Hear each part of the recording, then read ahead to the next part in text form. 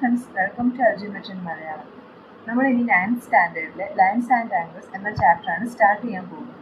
അപ്പോൾ വീഡിയോയിലേക്ക് പോകുന്നതിന് മുമ്പ് ചാനൽ മറക്കാതെ സബ്സ്ക്രൈബ് ചെയ്യുക. പിന്നെ നിങ്ങളുടെ ഫ്രണ്ട്സിനോടും റിലേറ്റീവ്സിനോടൊക്കെ ചാനലിനെ പറ്റി പറയുക. അപ്പോൾ നമുക്ക് വീഡിയോയിലേക്ക് പോകാം. 9th സ്റ്റാൻഡേർഡിലെ ലൈൻസ് ആൻഡ് ആംഗിൾസ് എന്ന ചാപ്റ്ററാണ് നമ്മൾ ഇനി സ്റ്റാർട്ട് ചെയ്യാൻ പോകുന്നത്. അപ്പോൾ ഇന്ന് ഞാൻ ലൈൻസ് ആൻഡ് ആംഗിൾസ് എന്ന ചാപ്റ്ററിലെ കുറച്ച് ഇൻട്രൊഡക്ഷൻ, അതായത് നമ്മൾ 6th-ലും 7th-ലും ഒക്കെ പഠിച്ചിട്ടുള്ള കാര്യം തന്നെയാണ്. ലൈൻസ് എന്താണ്, ആംഗിൾസ് എന്താണ്, ടൈപ്സ് ഓഫ് ആംഗിൾസ് ഏതൊക്കെയാണ്, അങ്ങനെയൊക്കെയുള്ള കാര്യങ്ങളാണ് ഇന്ന് ഈ വീഡിയോയിൽ നമ്മൾ ഡിസ്കസ് ചെയ്യാൻ പോകുന്നത്. അപ്പോൾ നമുക്ക് വീഡിയോ സ്റ്റാർട്ട് ചെയ്യാം. അപ്പോൾ നമുക്ക് ആദ്യം ലൈൻസ് എന്താണ്, ലൈൻ സെഗ്മെൻറ്റ് എന്താണ്, റേ എന്താണ്, അങ്ങനെയൊക്കെയുള്ള കുറച്ച് ടേംസും പിന്നെ കുറച്ച് ഡെഫിനിഷൻസും അതാണ് ഞാൻ ഇനി ഡിസ്കസ് ചെയ്യാൻ പോകുന്നത്. അപ്പോൾ നമുക്കറിയാം ലൈൻ എന്താണ്. ലൈൻ എന്ന് വെച്ചാൽ നമുക്കറിയാം രണ്ട് സൈഡിലോട്ടും അല്ലെങ്കിൽ രണ്ട് ഡയറക്ഷനിലോട്ടും ഇൻഡെഫിനിറ്റ് ആയിട്ട് പോകുന്നതിനെയാണ് നമ്മൾ ലൈൻസ് എന്ന് പറയുന്നത്. അതായത് ഇവിടെ രണ്ടിനും ഈ ലൈൻ ഒരിക്കലും എൻഡ് പോയിന്റ് ഇല്ല. അത് രണ്ട് സൈഡിലേക്ക്, അതായത് ഈ ആരോയുടെ മീനിങ് എന്ന് വെച്ചാൽ ഈ ഡയറക്ഷനിലോട്ടും ഈ ആരോയുടെ മീനിങ് എന്ന് വെച്ചാൽ ഈ ഡയറക്ഷനിലോട്ടും ഇങ്ങനെ കണ്ടിന്യൂ ചെയ്തുകൊണ്ടേ പോകും. അതാണ് ലൈൻ. ലൈൻ ഒരിക്കലും ഒരു എൻഡ് പോയിന്റ് ഇല്ല. അതാണ് ലൈൻ. ഇനി ഈ ലൈനിൻ്റെ ഏതെങ്കിലും ഒരു പോർഷൻ എടുക്കുകയാണെങ്കിൽ, അതായത് ഇപ്പോൾ ഈ ഒരു പോർഷൻ നമ്മൾ എടുക്കുകയാണെങ്കിൽ ഇതിനെയാണ് നമ്മൾ ലൈൻ സെഗ്മെന്റ് എന്ന് പറയുന്നത്. അപ്പോൾ ലൈനിൻ്റെ ഒരു ചെറിയ സെഗ്മെന്റ് ആണ് നമ്മൾ എടുക്കുന്നത്. അപ്പോൾ അതുകൊണ്ട് അതിന് രണ്ട് എൻഡ് പോയിന്റ്സ് ഉണ്ടാവും. അതായത് ഇപ്പോൾ എയും ബിയും, നമ്മൾ ഈ ലൈനിൽ നിന്ന് എ ബി എന്ന് പറയുന്ന ഒരു പോർഷൻ നമ്മൾ കട്ട് ചെയ്തെടുക്കുകയാണെങ്കിൽ അതിനെയാണ് നമ്മൾ ലൈൻ സെഗ്മെന്റ് എന്ന് പറയുന്നത്. അപ്പോൾ ഈ ലൈൻ സെഗ്മെന്റിന് രണ്ട് എൻഡ് പോയിന്റ്സും ഉണ്ടാകും, എ ആൻഡ് ബി. അപ്പോൾ ഇതാണ് ലൈൻ സെഗ്മെന്റ് എന്ന് പറയുന്നത്. ഇനി റേ എന്ന് പറയുന്നത് നമ്മൾ ലൈനിനെ ഏതെങ്കിലും ഒരു പോയിന്റിൽ വെച്ച് കട്ട് ചെയ്യാണ്. അതായത് ഇപ്പോൾ നമ്മൾ ഇവിടെ കട്ട് ചെയ്യുകയാണെങ്കിൽ ഈ ഒരു പോർഷനെയാണ് നമ്മൾ റേ എന്ന് പറയുന്നത്. അതായത് ഇതിൻ്റെ ഒരു സൈഡിൽ എൻഡ് പോയിന്റ് ഉണ്ടായിരിക്കും. അതായത് ഒരു എൻഡ് പോയിന്റും കാണും, ഒരു ഡയറക്ഷനിലോട്ട് ഈ കണ്ടിന്യൂസ് ആയിട്ട് പോയിക്കൊണ്ടിരിക്കുന്നതായിരിക്കും റേ എന്ന് പറയുന്നത്. അതെല്ലാം നമ്മൾ ലൈനിൻ്റെ ബേസിലാണ് പറയുന്നത്. ലൈനിനെ ഒരു ഭാഗത്ത് കട്ട് ചെയ്യുമ്പോൾ നമുക്ക് ലൈൻ സെഗ്മെന്റ് കിട്ടും. അപ്പോൾ ലൈൻ സെഗ്മെന്റിന് രണ്ട് എൻഡ് പോയിന്റ്സ് ഉണ്ടാകും. പക്ഷെ റേ എന്ന് പറയുന്നത് ഒരു എൻഡ് പോയിന്റും ഒരു സൈഡ് ഇൻഡെഫിനിറ്റ് ആയിട്ട് പോയിക്കൊണ്ടിരിക്കുന്ന ഒരു ഫിഗർ ആയിരിക്കും റേ എന്ന് പറയുന്നത്. ഇനി കൊലീനിയർ പോയിന്റ്സ് എന്ന് വെച്ചാൽ എന്താണ്? കൊലീനിയർ പോയിന്റ്സ് എന്ന് പറഞ്ഞാൽ ഇപ്പോൾ നമ്മൾ ലൈൻ വരയ്ക്കുകയാണ്. ഇതിപ്പോൾ ഒരു ലൈൻ നമ്മൾ വരച്ചു. അപ്പോൾ ഈ സ്ട്രെയിറ്റ് ലൈനിൽ തന്നെ ലൈ ചെയ്യുന്ന പോയിന്റ്സ് ആണെങ്കിൽ, അതായത് ഇപ്പോൾ നമ്മളവിടെ 3 പോയിന്റ്സ് എടുക്കുകയാണ്, എ ബി സി. അപ്പോൾ ഈ 3 പോയിന്റ്സും ലൈ ചെയ്യുന്നത് ഈ ഒരേ സ്ട്രെയിറ്റ് ലൈനിൽ തന്നെയാണ്. അപ്പോൾ അങ്ങനെയുള്ള പോയിന്റ്സിനാണ് നമ്മൾ കൊലീനിയർ പോയിന്റ്സ് എന്ന് പറയുന്നത്. പക്ഷെ ഇപ്പോൾ നമ്മൾ 3 പോയിന്റ്സ് എടുക്കുകയാണ്, പി ക്യു ആർ. അപ്പോൾ ഇവിടെ നമ്മൾ നോക്കുകയാണെങ്കിൽ നമ്മൾ ലൈൻ വരയ്ക്കുകയാണെങ്കിൽ ഒരിക്കലും ഈ 3 പോയിന്റ്സിനെയും ആ സെയിം ലൈനിൽ തന്നെ നമുക്ക് ലൊക്കേറ്റ് ചെയ്യാൻ പറ്റത്തില്ല. 2 പോയിന്റ്സിനെ മാത്രമേ നമുക്ക് ഒരേ ലൈനിലേക്ക് കൊണ്ടുവരാൻ പറ്റത്തുള്ളൂ. അപ്പോൾ ആ 2 പോയിന്റ്സിനാണ് നമ്മൾ കൊലീനിയർ പോയിന്റ് എന്ന് പറയുന്നത്. അതായത് ഇവിടെ പിയും ആറും കൊലീനിയർ പോയിന്റ്സ് ആണ്. ഇനിയിപ്പോൾ ഞാൻ ഇങ്ങനെ ഒരു ലൈൻ വരയ്ക്കുകയാണെങ്കിൽ ഇവിടെ പിയും ക്യൂവും ആണ് കൊലീനിയർ പോയിന്റ്. കാരണം പിയും ക്യൂവും ഒരു ലൈനിൽ തന്നെ ലൈ ചെയ്യുന്ന പോയിന്റ്സ് ആണ്. ഈ പി ക്യു ആർ എന്ന് പറയുന്ന പോയിന്റ് ഒരിക്കലും ഒരേ സ്ട്രെയിറ്റ് ലൈനിൽ ലൈ ചെയ്യുന്ന പോയിന്റ്സ് അല്ല.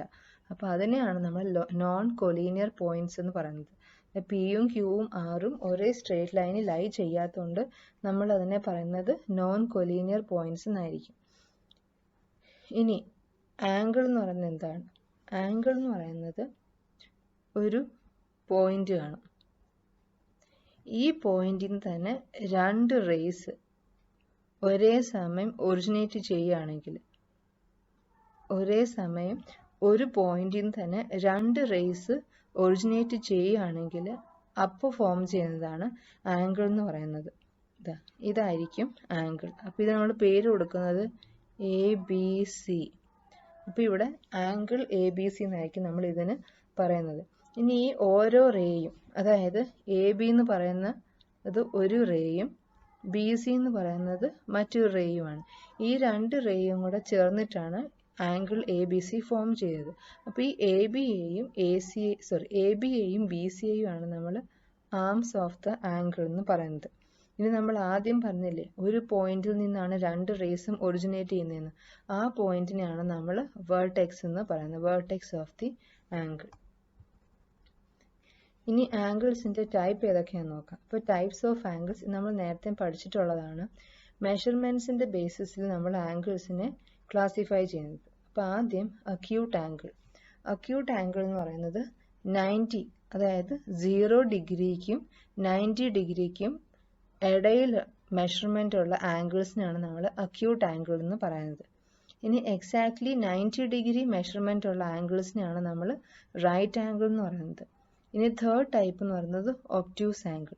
ഒബ്റ്റ്യൂസ് ആംഗിൾ എന്ന് പറയുന്നത് 90 ഡിഗ്രിയേക്കാളും കൂടുതലും, അതായത് ഇപ്പോൾ ഈ ആംഗിളിൽ തന്നെ ഇതായിരിക്കും 90 ഡിഗ്രി.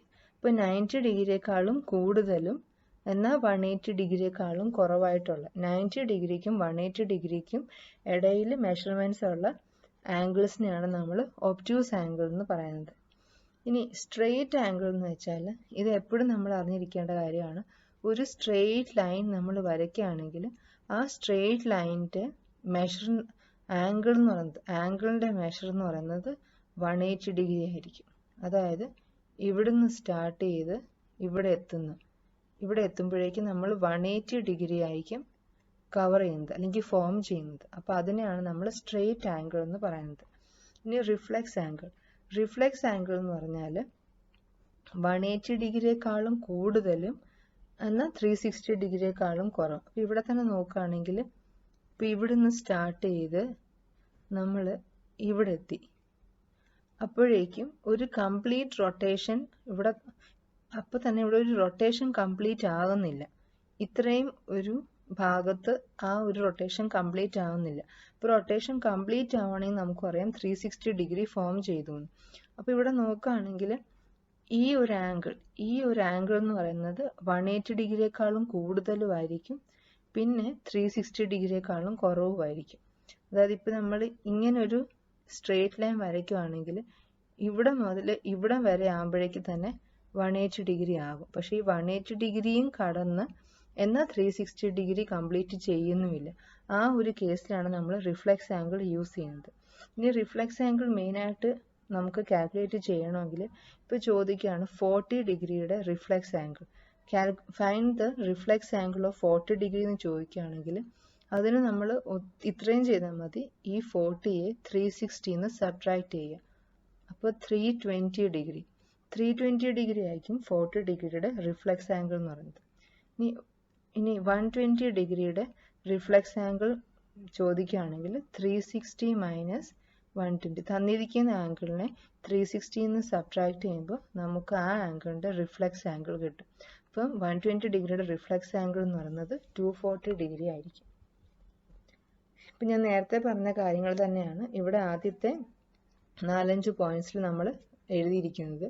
ഇനി നെക്സ്റ്റ് എന്ന് വെച്ചാൽ രണ്ട് ആംഗിൾസ് ഉണ്ട്. ഈ രണ്ട് ആംഗിൾസിൻ്റെയും സം 90 ഡിഗ്രി ആണെങ്കിൽ നമ്മൾ അതിനെ ആ രണ്ട് ആംഗിൾസിനെയും കോംപ്ലിമെൻ്ററി ആംഗിൾസ് എന്ന് പറയും.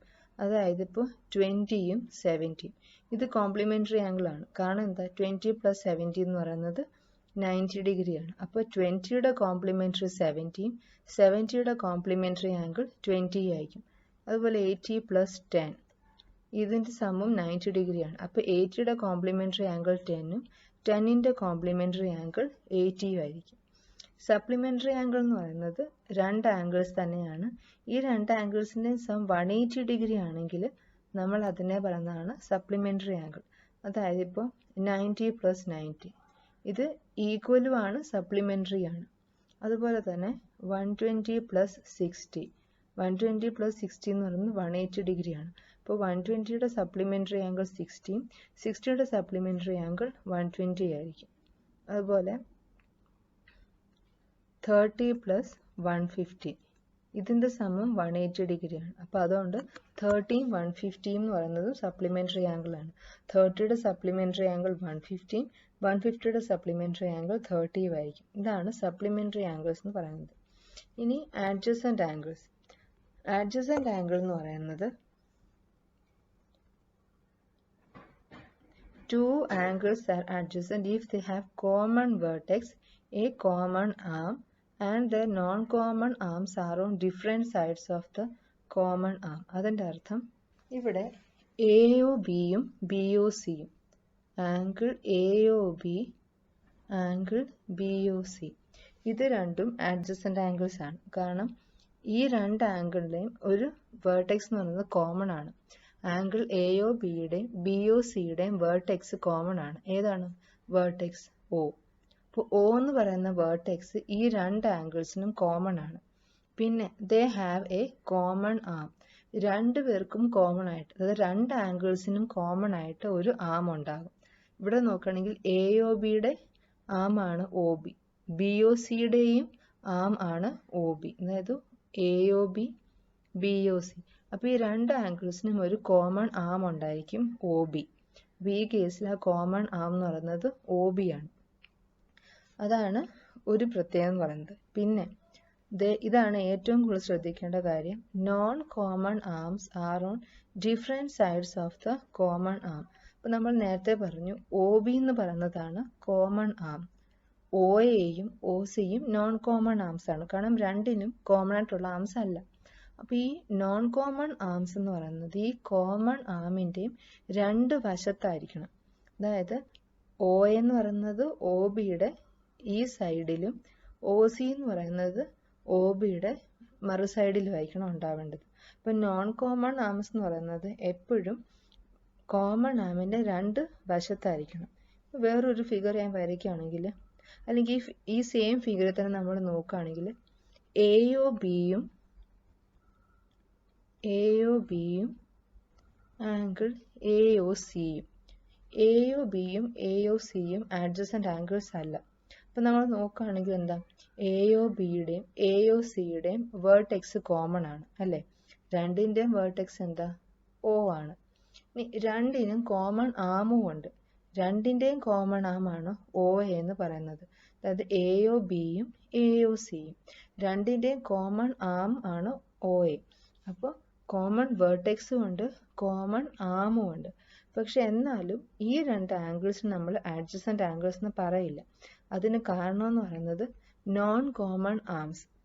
ഇപ്പം AOBയുടെയും AOCയുടെയും നോൺ കോമൺ ആംസ് എന്ന് പറയുന്നത് ഏതൊക്കെയാണ്? OBയും OCയും. OBയും OCയുമാണ് AOBയുടെയും AOCയുടെയും നോൺ കോമൺ ആംസ് എന്ന് പറയുന്നത്. പക്ഷെ ഈ രണ്ട് നോൺ കോമൺ ആംസും എവിടെയാണ് സ്ഥിതി ചെയ്യുന്നത്? കോമൺ ആമിൻ്റെ ഒരു സൈഡിൽ തന്നെയാണ്. ഇതാ OA ആണ് കോമൺ ആം എന്ന് പറയുന്നത്.